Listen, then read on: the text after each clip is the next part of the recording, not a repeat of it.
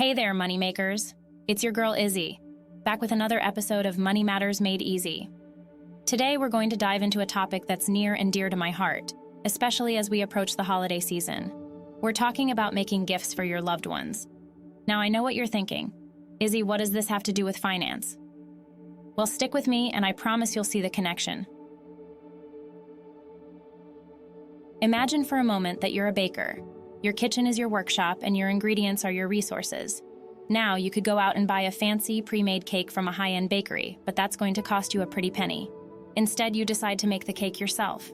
You have all the ingredients at home, and you know that the end result will be just as delicious, if not more so, because it's made with love. This is exactly how making gifts for your loved ones works. Instead of spending your hard-earned money on expensive store-bought gifts, you're using your resources, your time, your skills, and your creativity to create something unique and special.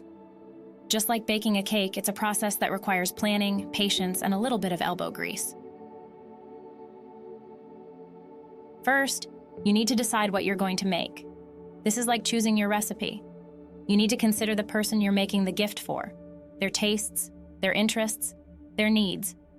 This is where your knowledge and understanding of that person come into play. It's like knowing that your friend loves chocolate cake, so that's the recipe you choose.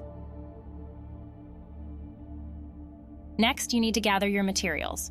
This is like buying your ingredients.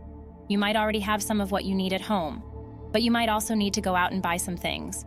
This is where budgeting comes in. You need to figure out how much you can afford to spend on materials without breaking the bank.